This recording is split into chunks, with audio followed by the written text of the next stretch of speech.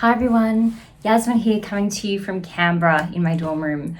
Unfortunately, uni's just started, otherwise I would love to join you, but wishing you my biggest congratulations for these leadership roles that you've achieved, and what an amazing opportunity to make an impact this year. So exciting. I've been asked to say a few words about leadership and my journey so far. And to be honest, leadership is a really broad word.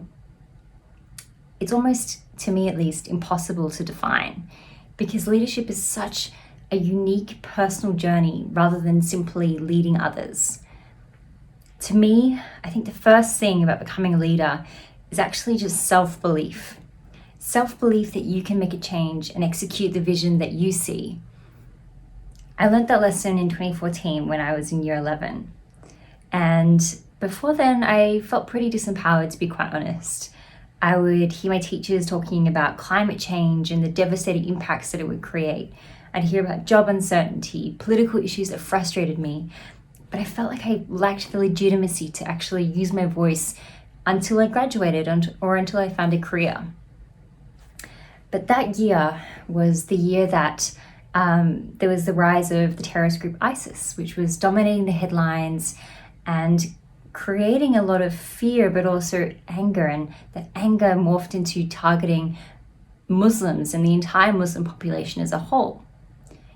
And I felt really strongly about this because my mother is a Muslim and also a mental health nurse working with the most vulnerable in Australia, yet she was being lumped into the same group that commits these horrible, despicable acts. So that year, I enrolled in my local public speaking competition, and I just spoke about it. I spoke about what it was like to be a daughter of a first-generation migrant Muslim woman who experienced discrimination throughout her life. And had I not done that one thing, that one public speaking competition, I wouldn't be speaking to you today. I wouldn't have gone on the journey that I've been through so far. Because I didn't win that public speaking competition.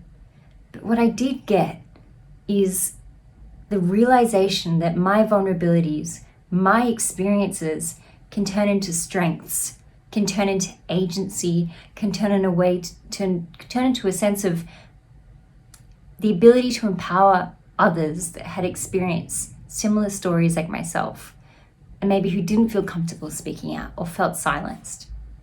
The same goes for you. Being a leader is not just leading others, it's being able to understand yourself and what makes you you. And not just that, it's having the bravery to speak out about it, to acknowledge your differences, but also talk about our similarities as human beings. But aside from just understanding yourself, a really big part of leadership is simply the ability to create a vision. This happened to me when I chaired the Victorian Government's Youth Congress, and it was their first ever Youth Advisory Board representing over 1 million young Victorians. And it was a diverse team, right? Really diverse. Indigenous backgrounds, refugee backgrounds, LGBTQ backgrounds, those that experience homelessness, disability, you name it. And as chair, I was tasked with picking one issue that we could advise the Minister for Youth on. And I thought, how on earth can I find consensus with this massive, diverse, amazing group and pick one issue? But there was one thing that came to mind, and that was mental health. And the statistics just show that suicide is the largest killer of young Australians. And mental health, I would say, has affected all of us at one stage or another, whether personal or whether seeing others, especially in high school. The way that I could get my team on board was creating the picture that it's something that has affected virtually all of our lives in some way, shape, or form. It was our responsibility as Youth Congress to tackle the top youth issue, to prevent young people from slipping through the cracks, for mental health support to provide that important safety net to remind people of why they should be here and why they should keep on going. And it was that responsibility alone that drove our work that entire year, that vision, or more importantly, as I like to call it, the why. Why are we doing what we do? It was that work that formed the momentum for the government to commit implementing a counsellor in every public school. And yes, it wasn't a fix-all solution, but it was a really important step. And had our team not had that vision, I don't know if we would have been able to execute it as well as we did through our work over the year. But my final piece of advice is simply to care. The very best leaders are the ones that can look around a room to find the quietest person and just ask how they're going, just out of interest. The best leaders are the ones that can sit in a discussion and not do all the talking, especially if they're not quite familiar with the issues, and just sit back, listen and learn. I've had the privilege to hear so many amazing stories, and it's simply the act of listening that I think people can especially respect.